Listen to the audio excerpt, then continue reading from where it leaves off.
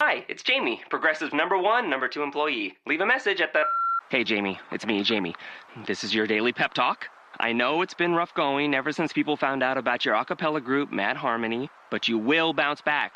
I mean, you're the guy always helping people find coverage options with the Name Your Price tool. It should be you giving me the pep talk. Now get out there, hit that high note, and take Mad Harmony all the way to nationals this year!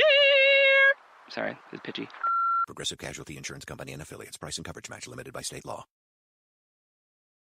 The following podcast is a W2M Network original production. Visit W2Mnet.com for all of our other great podcasts, plus news, reviews, articles, and opinions from the worlds of wrestling, video games, football, and entertainment.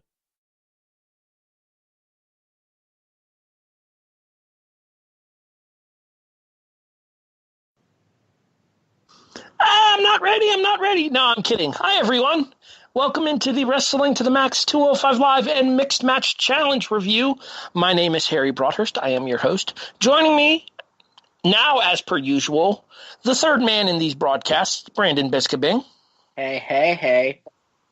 Unfortunately, Liz Puglisi is unable to be with us tonight. Hopefully, she will be back with us for next week's episode. We'll see what happens. All the same. Before we get started, Brandon, I want to send a quick shout-out. Okay. As of the time of recording here, in case people are wondering behind the scenes over at the W2M Network, it is currently 12:32 a.m. on the East Coast. So, technically speaking, it is now February 14th on the East Coast. Therefore, we here at the 205 Live and Mixed Match Challenge Lot. I guess technically it's live, even if it doesn't say live in the title. Whatever. We want to send out a happy birthday shout-out to our buddy James Foncannon, a.k.a. Fonty. And a happy birthday to you, Harry. Oh, jeez. Way to embarrass me. And happy birthday, or happy Valentine's Day to everyone else out there. Including Tori, although she's probably not going to listen to us. No, she probably... I mean, if I gave her the link, I'm sure she would. Happy all the birthday, same. Harry. That's our producer, Sean Garmer. Thanks, Sean. Appreciate it. And to Fonty as well. And, yeah, happy Valentine's Day, people. So, enjoy your loving festivities while listening to these two dudes. Yeah, I got a funny feeling this might be our lowest listened to episode ever. Just going to be busy doing other stuff. We just lost about, our whole audience in the first 5 minutes. Yes, I came to listen to 205 Live, you sumbitches. We're getting there. Relax. Shall we get into 205 Live, Brandon? Let's do it. All right, real quick, if you want to have information on this or any other presentation of the W2M Network podcast families, check them out on Stitcher, iTunes, iHeartRadio, online at YouTube. I mean, there's a bunch of other various podcast devices you can use in order to listen to us. As well, you can find us online at W2Mnet.com. In addition, shout out to 411 Mania for posting last week's episodes of both the SmackDown Live and the 205 Live review. That's probably not happening this week. Probably. That being said, let's go ahead and get into it here. We start, as per usual, with 205 Live. A recap of the goings-on in the tournament thus far kicks us off, as the first four men to advance to the second round are TJP Perkins, Cedric Alexander, Kalisto, and the surprise fourth person to advance thus far is NXT's own Roderick Strong. We have an opportunity for another prodigy to advance in the tournament tonight on the 205 Live episode, as our opening contest, scheduled for one fall, is Akira Tozawa taking on the 205 Live debuting Mark Andrews. Before we get to the match itself, we see a backstage interview with Mandrews, and he talks about the fact that he gets an opportunity to showcase what he can do tonight, to showcase what the UK division is all about, and the opportunity to look forward to challenging for the Cruiserweight title on the grand stage of WrestleMania. The match itself follows, and do you want to discuss anything specific about the match, or do you just want to go right into the finish here? Because this is one I'm going to highly recommend that our listeners check out, because this is a really good match. Well, I mean, I'll just say, overall for this show, this was a very good difference in styles between the two matches that occurred on 205 Live this week. This was a very good match, very high-flying match. And both of these guys brought their A games, put it all out there. Great match. Like Harry said, definitely recommended. In the end, even though I don't want to give away the result for this match, so that way people are more inclined to watch it, we see our second big upset in the tournament, Brandon, as after hitting after hitting a corkscrew kick after rolling out of the way of a Mark Andrews shooting star attempt, Tozawa looks for La Magistral, but instead, in the process of diving over, Andrews captures the head and neck, hooks the hands, and scores the 3 count to take down Akira Tozawa. Yeah, I mean, to be entirely honest with you, this stunned me. I had Akira Tozawa going really deep in this tournament. This stunned me too, and honestly, it disappointed me in more ways than one. The way they handled it with him kind of rolling him up and it being a surprise, it allows for Tozawa to rebound from this and allows for maybe a rematch between these two moving forward. But I don't like how, once again, in spite of them trying to basically reboot 205, they're basically bringing in all these new guys and basically saying to the guys that started this whole division, were in the Cruiserweight Classic from the beginning, basically saying, screw you guys go get pushed to the wayside, and we're going to bring these new guys in to try to make a quick push on these guys to try to see if they catch on, instead of actually trying to give the guys that built this division an extended opportunity. I mean, I guess I kind of see what you're saying there, but in some instances it works out for the best when you have these kind of matches here and you have these kind of upsets here. Like, I feel like Roderick Strong upsetting Hideo Itami makes sense because I feel like there's still a lot more story to come there, like we talked about last week. Well, and at least in that scenario, it's two guys that have been brought into the division. That one doesn't sting as much as this one does to me. The reason you're upset about this one is probably because Tozawa was a Cruiserweight original. He was in the Cruiserweight Classic tournament. Yeah. That being said, though, I think, like you said, with the way that the decision went down here, you're protecting Tozawa as well. Yes. That's the way that I'm okay with it. I'm still not happy about it because I would have liked to have seen Tozawa get pushed further and get more than a week of a title run. But, I don't think we've seen Tozawa at his best yet. I don't think Tozawa's a natural babyface. People who have seen his Dragon Gate stuff know what I'm talking about here. He is an absolute dick heel when necessary, and it's really good. Oh. And frankly, I could see him getting knocked out of the tournament as early as he was, being kind of the catalyst for that to come forth in the future. I could see that. That could be interesting. But at the same time, with how over he's been as a babyface, kind of like how Gallagher has kind of been, shoved to the side since he's gone heel, I don't think in the WWE, with how their fans react to things, it would work as well as it would in an indie promotion. We'll see what happens. Like I said, I think the way that this match went down, the fact that we saw Andrews catch a quick one with the La Magistral counter, I think that tells me that we're not done with this bit either. Yeah. You got to think, Brandon, just because we're still going to have extra matches going forward in this tournament, there's still going to be television time between those matches to fill on these shows as well. They have the 2-match formula right now. Not necessarily, because until the semis, you could have 2 matches in each show because, think about it, especially with Mixed Match, they're only putting 2 matches, and even before Mixed Match, they were really only putting 2, maybe 3 matches at most on each week. But my point being is once we get past the first round here, they're still going to have weeks to get to WrestleMania afterwards, after they finish the first round up next week, that I could see them using the undercard for 205 Live in addition to having the tournament matches be the main event. So I could see them using the undercard to kind of establish more storylines for 205 Live going forward as well, beyond the whole title ramifications. They would have enough weeks to extend that out with one match a week?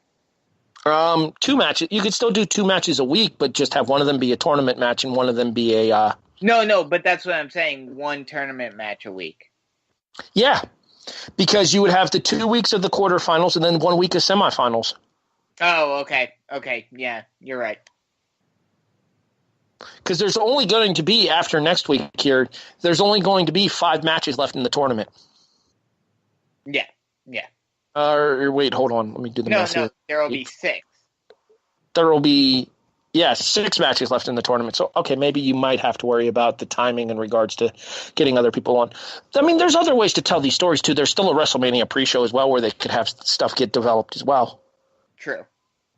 And some of these guys may or may not end up in the Andre Memorial as well if said Battle Royal happens. Mm-hmm. All right. Backstage, we see an interview with Jack Gallagher. He is interrupted by Drake Maverick, the former Rockstar Spud. And Maverick tells Gallagher that as of next week, he needs to have proper wrestling attire and he needs to get his together. I mean, he doesn't use those exact words, but the intention is there. Yep. Your thoughts on the interactions thus far with Maverick and the talent of the Cruiserweight division? I kind of like it because Maverick is basically calling out all of the guys who have turned heel since the Cruiserweight Classic and have become these, shells of themselves as a result. And he's basically saying, like you said, get your you-know-whats together and, let's, go back to what you were that made you such a success earlier on in 205 Live.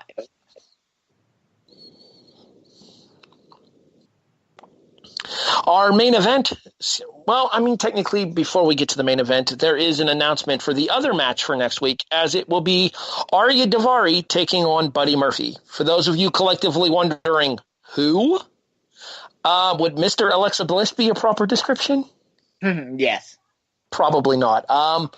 Known as the best kept secret in NXT, Murphy used to be one half of the tag team champions with Wesley Blake in NXT as well, with Alexa Bliss as their manager. He is also actually dating Alexa Bliss, though that has never been acknowledged on WWE television. They then do a video package for Buddy Murphy, who is very, very Australian. Yeah. Good grief, that accent. I feel like if Liz were here, she'd be going gaga for it because she has the foreign accent. We miss you, Liz. Anywho. Oh, do you now, Liz? Our main event, scheduled for one fall. One fall. Is the other first-round matchup in the Cruiserweight title tournament as former friends, maybe current friends, although not after this match they're not. No. Former tag team partners, maybe. No, not after this match they're not. Drew Gulak takes on Tony Nese here, and holy hell, Drew Gulak is channeling his inner Bob Backlund. I haven't seen somebody snap like that since Backlund did. I mean, maybe Festus, I guess, technically. Yeah. Like once the bell rang. Yep. Gulak went full crazy person at the end of this match, and it was glorious. It's kind of funny how we were talking about, a couple of weeks ago, before everything went down, how maybe Nese would be the one to turn face, or maybe Nese would be the one to, completely snap, but, now it's the other way around. I don't know how they managed to do it, too. They completely managed, despite the size differential, they completely managed to change the heel-face dynamic in this match, too. Yeah. I really want this to continue going forward because this match was fantastic, and I think that if they were to have the time to actually develop the story rather than just trying to tell it on the fly like they had to tonight for the tournament, these two guys right here could be putting on some match of the year type stuff. Mm-hmm. Because they beat the snuffleupagus out of each other for just over 16 minutes. Mm-hmm. That being said, the most underrated man in the Cruiserweight division, in my opinion, and I stand by that, Drew Gulak advances to the second round, putting on the Gulak, the body scissor dragon sleeper, and instead of tap out, he advances via pass out. Mm-hmm. As Tony Nese is unable to answer the referee's arm drop attempt, and Gulak moves on to the second round of the Cruiserweight title tournament. And not only that, but he kept it on for a few seconds afterwards. I want Cedric Alexander and Drew Gulak in the title tournament final at WrestleMania. Yeah. If these performances are any indication from what we've seen in this tournament so far, I want Alexander, I want Gulak. Yep. Or at the very least, I want Gulak and Mustafa Ali to beat the dog out of each other in a semifinal match. That would also be interesting because it would be a big culmination of their almost year-long feud between, the high-flying.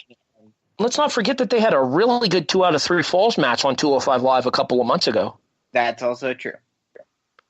So this is definitely something that we could see expanded upon going forward. I'm sorry, you had something else to say about that?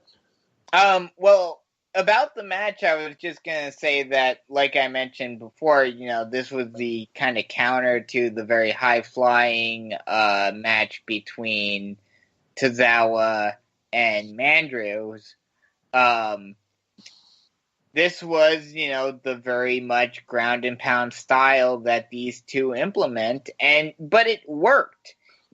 Some fans, some casual fans who only think of the cruiserweights purely on the high flying level may not understand it, but this match works. And it's nice seeing these two put on a good match and them focusing on it and, them actually going out there and doing a good job with it. I'm going to make a very bold statement right now. Okay. And Liz and I have talked about this back before you joined us as a full-time participant here. I would make the argument that Drew Gulak is the best thing going in the Cruiserweight division. I may not say best thing, but one of the best things going, definitely.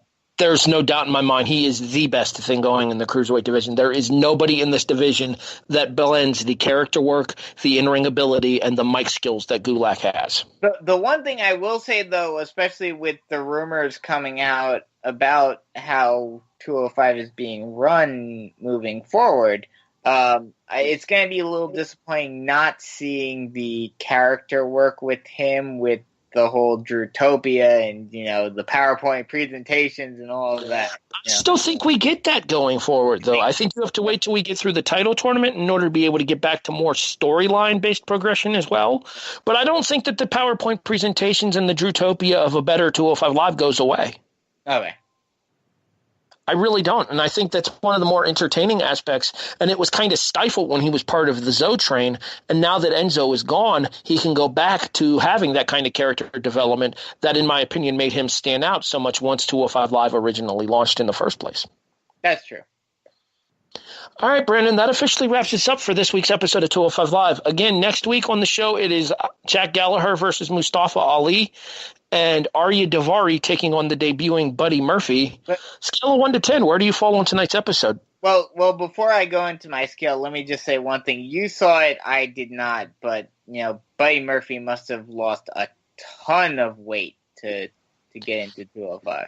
The scale on the video package that they did for Murphy with an official weigh-in done at the Performance Center with Drake Maverick in attendance said that Murphy was 204.4 pounds. Okay. Whether or not that scale was gimmicked is neither here nor there. I assume it wasn't, but you never know. I mean, look at a couple of the guys that participated in the Cruiserweight Classic who have now gone on to become bigger guys again, such as Fabian Eichner down in NXT. True. You take one look at Fabian Eichner, you're not going to buy that he's under 205 either, but here we are.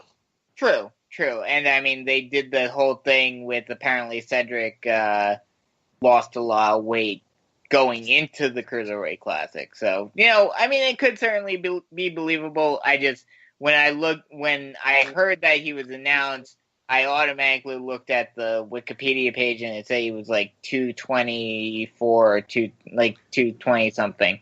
So I was like, with all due respect to Wikipedia, not exactly a reliable resource. I understand that, but yeah.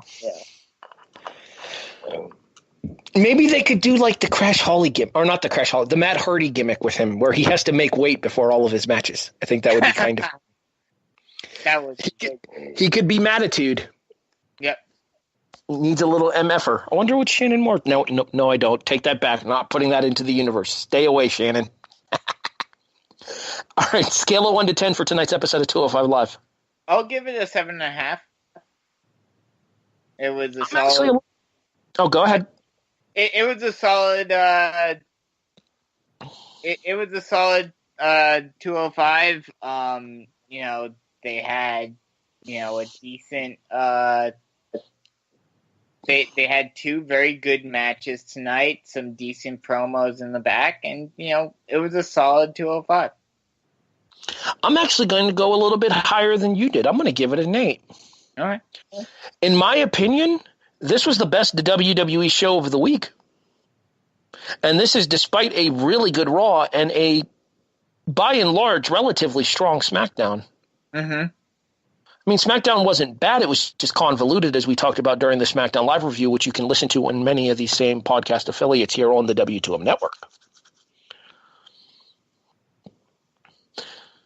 So, one-word review. What one word would you use to describe tonight's episode of 205 Live? I think I know the word that applies here. May I? Sure. Diversity. Yes. That's a great word. Because you had the high-flying exchange between Andrews and Tozawa, and then you had the mat-based kicking contest between Gulak and Nese. Yep. I would completely agree with that. That's going to move us into the Mixed Match Challenge, Brandon. Oh, lovely. All right. First of all, let me state for the record that Lana is the best. Lana number 1. Thank you. Anywho. Our Mixed Match Challenge match is scheduled for one fall. One fall! I'm going to beat this joke into the ground, and I don't care who complains. Anyway, sees the husband-wife team, take 2, of Rusev and Lana. I mean, it is Rusev Day. Taking on Bayley and Elias. And I will say this right now, if Bayley's partner was who they originally voted to be Bayley's partner, Rusev and Lana would have gotten murdered. Yep. Get well soon, Joe. We miss you. Yep. Bayley decides to play a guitar with Elias. Can't tell if she's actually playing. If she is, awesome. If not, it sure sounded like it. Bravo, A for effort. Yep. The match itself, we see Elias taped up after Braun Strowman broke a bass guitar. Actually, it looked more like a cello. Whatever he... It was a stand-up bass. It looked like a cello, at least to me. All the same, that gigantic guitar, whatever string instrument, got smashed over Elias, so he comes into this match with tape ribs. I feel like they should have done the Strowman thing next week rather than having it right before his mixed match. Anyway. So the match itself is kind of your basic mixed tag team action in this tournament, but this is where it gets interesting. I know you're about to complain about this, so let's go ahead and talk about it here. The finish sees Elias and Rusev get into kind of a little bit of a brawl. They tumble out the ropes through the floor, but in the meantime, the distraction of Elias and Rusev getting into it allows Lana to get out of a superplex attempt, drive Bayley headfirst into the top turnbuckles, and then pin her for a 3 count in Lana's first victory in the WWE.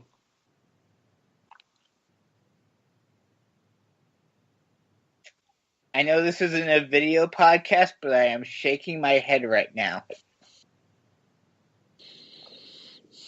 Go ahead. First off, let me start from the beginning, outside of the ending. This match I know I'm thinking way too far into this. It's pro wrestling, I know, and it's supposed to be a fun. Nobody's supposed to care about this. It's a work. Yes, I know this. But Lana is absolutely god-awful in the ring. So why didn't, and especially in the format that WWE has, where you can't have, any interference one way or the other, why didn't Elias just simply stand back and let Bayley do all the work and just completely dominate Lana? And Rusev wouldn't have been able to do anything about it. That's the first thing. Secondly, even notwithstanding that, the finish makes absolutely no sense. Like I just said, Lana absolutely stinks. So, and not to mention, like I just said, Rusev can't do anything to Bayley, or else he gets disqualified. So why is Bayley being distracted over what Rusev and Elias are doing out, like on the other side of the ring and going outside of the ring? She should not care whatsoever. It does not make any sense. Lana is the best. Lana number one. And this is why Mixed Match Challenge is a complete and utter joke. You're reading too much into this year. This was a nice moment for Lana for her to get her first win in the company. I get it's not like all right, real quick here, Brent. It's not like Bayley's done anything of note recently anyway. Well, I'm also disappointed in that as well. That's beside the point here. Who would you rather have take the fall in this match, Bayley or Elias, if they're going to have the husband-wife team of Rusev and Lana move on? Honestly, Elias. Because at least there's a storyline reasoning behind it. I completely disagree with that because you got to keep Elias ready to go for the Elimination Chamber in a week and a half. But at least the excuse could be, he was injured because of the beating that he took by Braun Strowman the night before. Braun. Exactly. Sorry, any reason to brawn is a good reason to brawn. Yes, precisely. I get where you're coming from here, but at the same time, it's not like Bayley has been relevant.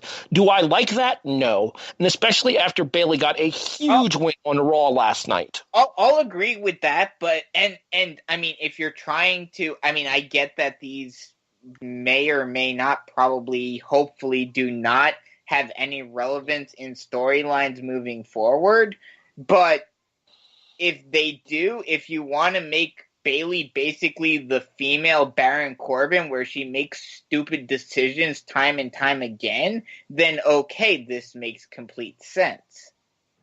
But unless you are doing that, then it makes no sense whatsoever. Can I also point out the fact that this is one of the few teams that we've actually seen dissension between as well, in Elias and Bayley, and that might be why they didn't get along during the course of this match? I'll give you that. That whole thing did lead up to what happened, but this is the problem that I have with this whole entire tournament in terms of purely,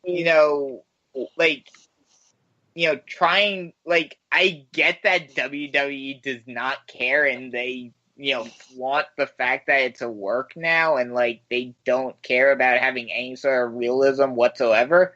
But, in this whole match type, they're,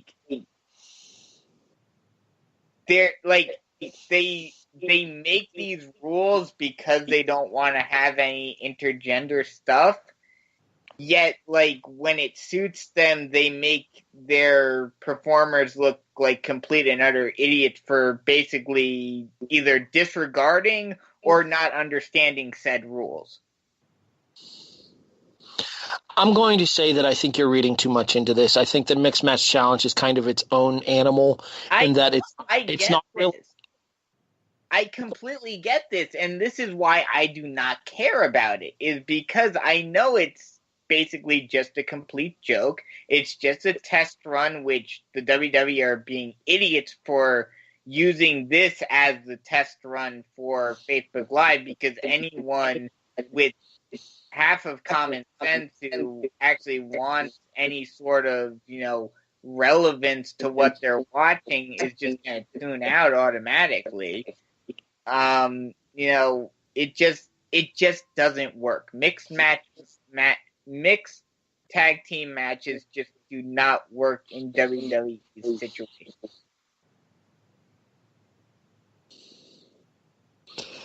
I think I agree with that, as long as they're not going to relax their stance on intergender wrestling. I don't necessarily say relax their stance so much as you have to make it one way or the other. Either either keep the rules as is, and then the women have a complete advantage, and the men can just basically sit back and relax and let them do all the work. One man can stand back and let them do all the work while the other one is panicking. Or basically change it to what we were talking about before, with it being either a tornado tag or it being lucha style, where if someone rolls out, the other one automatically comes in and they automatically switch. Well, we kind of talked about that when we originally started reviewing this show too, though. Yeah. I mean, Mixed Match Challenge to me is kind of an it is what it is situation. You get what you're going to get with this here. Like you said, it is a way to look into possibly doing more stuff on live stream here. And I will say this much.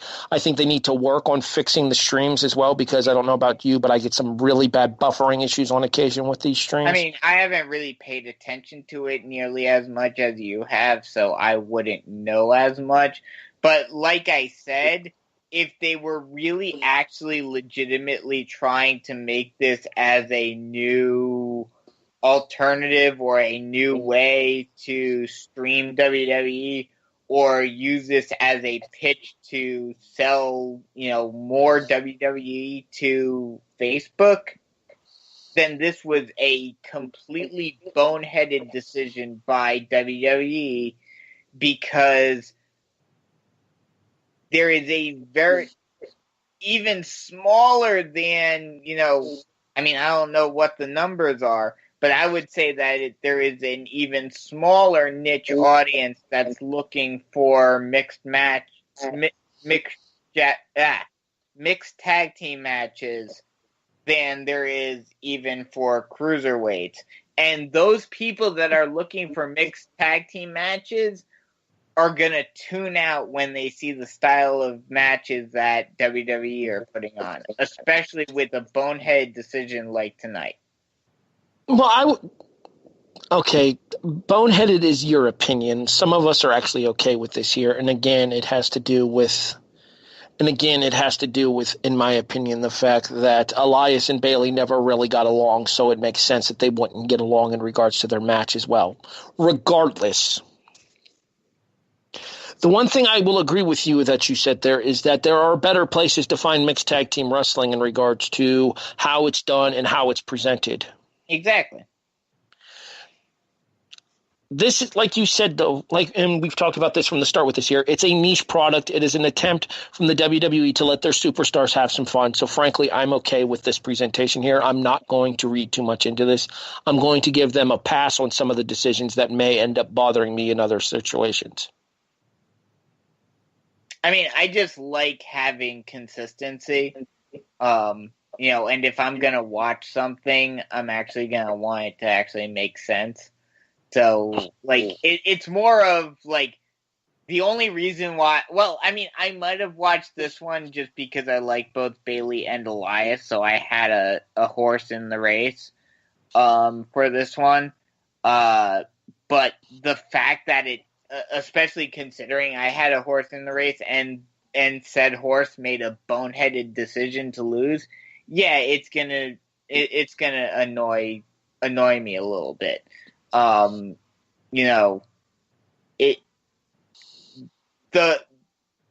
I said, if you're gonna have very stringent rules, then unless you're gonna make someone basically look to be like, unless your goal is to have someone look like a complete idiot, you don't have them completely disregard said rules.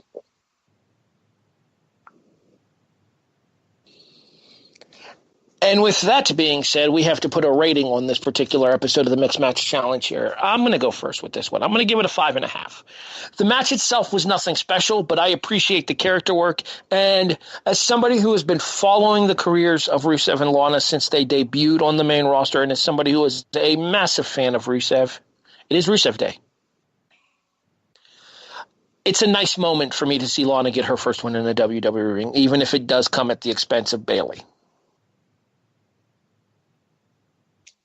Brandon?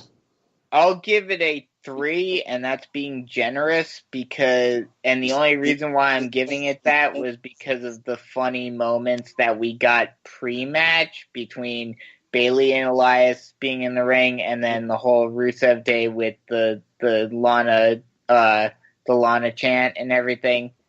But in terms of the match, and I'll say it in the same way that you did, just reversed.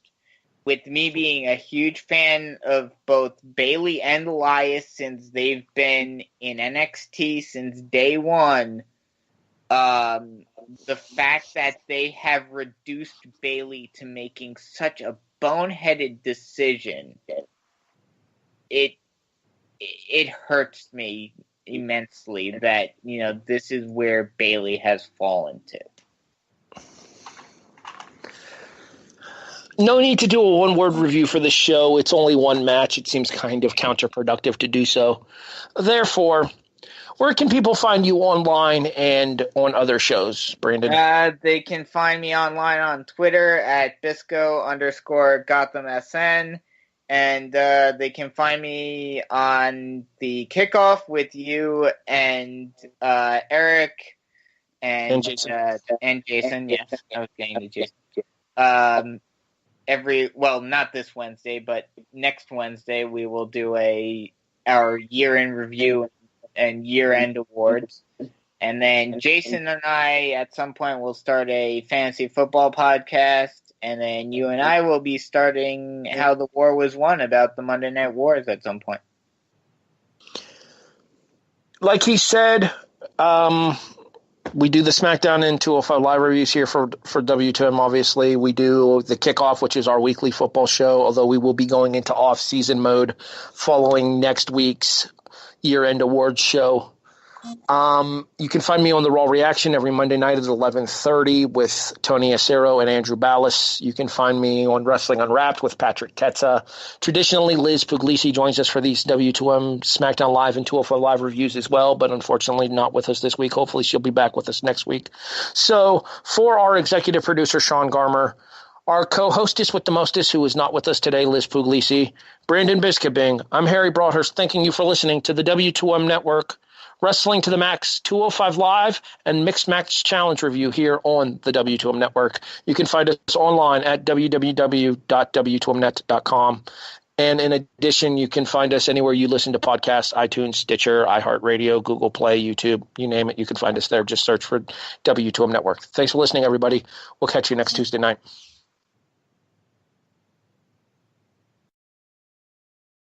The following podcast is a W2M Network original production. Visit W2Mnet.com for all of our other great podcasts, plus news, reviews, articles, and opinions from the worlds of wrestling, video games, football, and entertainment.